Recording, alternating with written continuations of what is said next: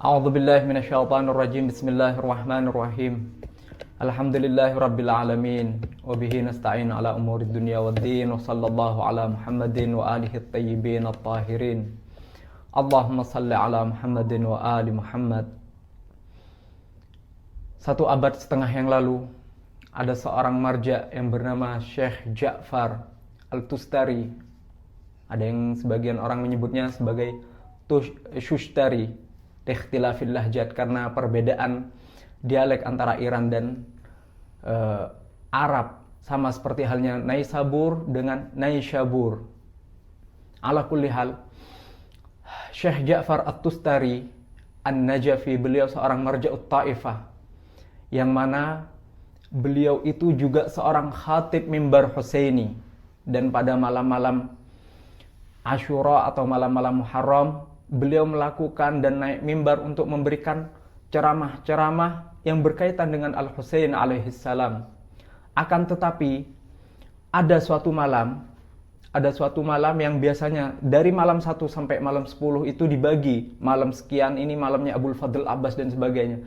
Pada malam Abul Fadl Abbas alaihissalam, beliau itu tidak pernah membawakan tentang Abul Fadl Abbas alaihissalam, hanya membawakan atau membacakan syair-syair kesedihan atau sejarah-sejarah kesedihan yang menceritakan tentang Abul Fadl Abbas alaihissalam, tidak berceramah. Nah, pernah suatu ketika ada seorang yang bertanya kepada beliau, "Wahai Syekh Ja'far, kenapa engkau tidak pernah berceramah dan berkata atau membicarakan tentang Abul Fadl Abbas alaihissalam?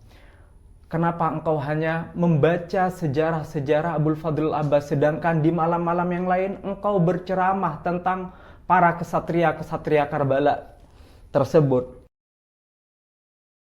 Syekh Ja'far pun berkata, "Naam, akan saya jawab nanti." Setelah malam Abul Fadl Abbas, Syekh Ja'far pun membawakan dan berkata, "Ketahuilah, saya ini siapa di hadapan Abul Fadlil Abbas sampai saya ini mempunyai hak untuk membicarakan tentang keagungan Abul Fadlil Abbas. Cukup 3 bukti atau beberapa bukti yang menyatakan akan keagungan Abul Fadlil Abbas alaihissalam. Ada 3 maksumin yang mencium tangan Abul Fadlil Abbas alaihissalam ketika beliau lahir.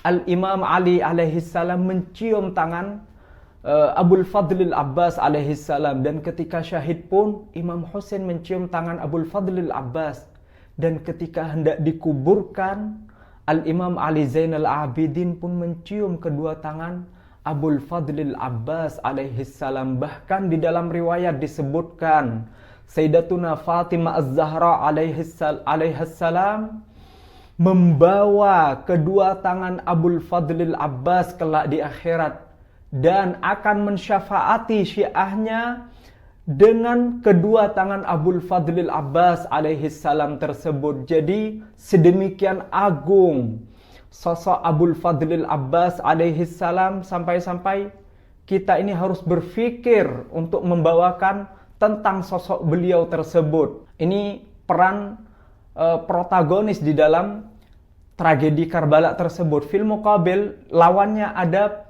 beberapa sosok atau beberapa tokoh antagonis, yang diantaranya adalah Umar bin Sa'ad, yang mana Umar bin Sa'ad itu adalah anak dari salah satu sahabat Nabi yang bernama Sa'ad bin Abi Waqqas. Sa'ad bin Abi Waqqas ini adalah orang dan sahabat yang turut berperang bersama Ar-Rasul sallallahu alaihi wa alihi di perang Uhud, di perang Khandaq, bahkan di perang Khaybar. Akan tetapi setelah wafat An-Nabi sallallahu alaihi wa alihi, Sa'ad bin Abi Waqqas tidak memiliki peran penting di dalam kehidupan Islam.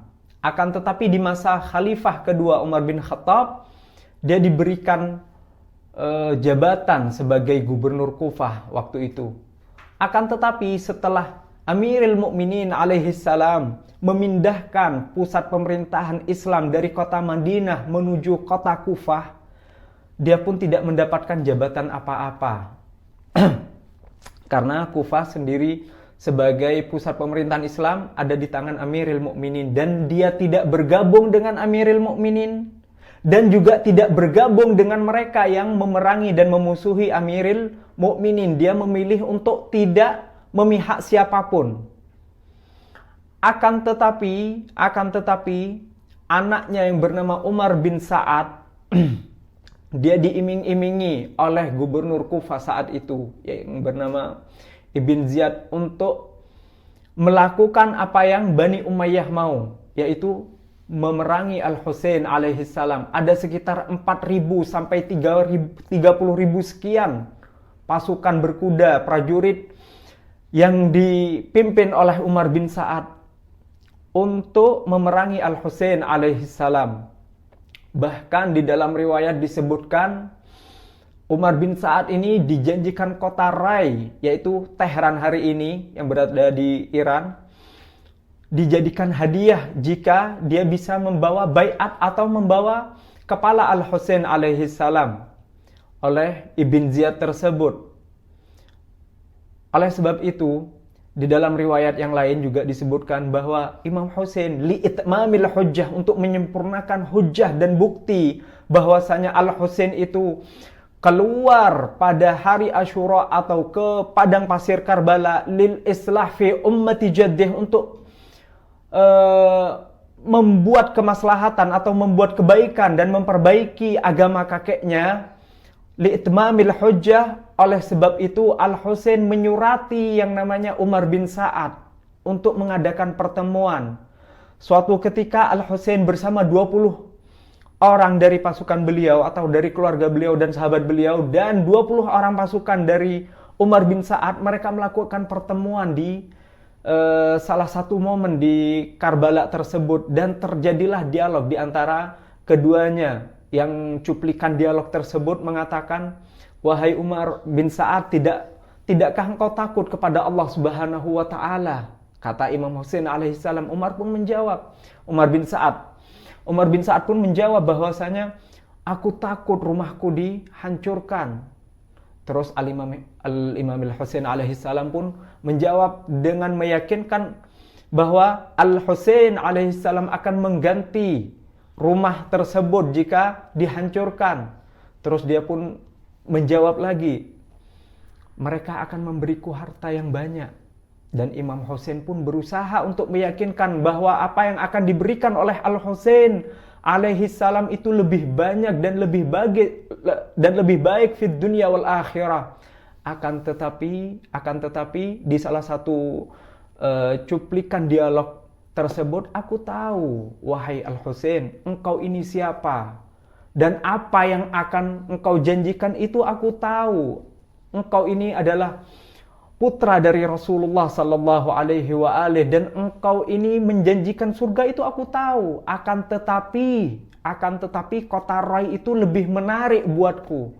Dan percakapan tersebut pun berakhir dengan Umar bin Sa'ad tetap berada di pasukan Yazid bin Muawiyah, dan Al-Husain pada barisan Al-Husain alaihissalam itu sendiri. Yang bisa kita petik dan ambil pelajaran daripada kisah dari dua tokoh yang ada dalam tragedi Karbala. Di satu sisi kita mendapati Abul Fadlil Abbas alaihissalam, dan di satu sisi lagi kita mendapati sosok yang bernama Umar bin Sa'ad. Bagaimana keduanya itu memahami yang namanya agama dengan al-basar wal basirah. Yang Abul Fadlil Abbas alaihissalam memahami agama dari yang namanya al-basirah, mata batin alias mata hati, sedangkan Umar bin Sa'ad hanya melihat realita dan agama ini dari mata telanjang saja. Makanya terkadang kita melihat sesuatu itu tidak bagus atau tidak baik untuk kita. Sedangkan apa? Pada hakikatnya hal tersebut itu merupakan kebaikan bagi kita. Bahkan ayat Al-Quran mengatakan a'udzubillahi minasyaitonirrajim, asa an takrahu syai'an fahuwa khairul lakum. Bisa jadi kalian ini membenci sesuatu, sebagaimana Umar bin Sa'ad membenci yang namanya pertumpahan darah tersebut, membenci ketidaknyamanan dengan berpihak kepada Al-Husain akan mendapatkan ketidaknyamanan daripada Bani Umayyah. Tapi apa? Wa huwa khairul lakum. Sedangkan hal itu merupakan kebaikan bagi kalian. Dan orang-orang yang melakukan hal tersebut, mereka hanya orang-orang yang melihat agama dan realita kehidupan dengan mata telanjang, bukan dengan al-basirah tersebut. Sedangkan Abul Fadlil Abbas alaihi salam melihat pedang, melihat darah dan tragedi pembunuhan tersebut sebagai apa? Sebagai sesuatu yang baik, karena beliau itu melihatnya dengan al-basirah, bukan dengan al-basar. Oleh sebab itu, pelajaran yang kita bisa petik daripada tragedi Karbala tersebut dalam kehidupan kita sehari-hari, bisa jadi kita tidak menyukai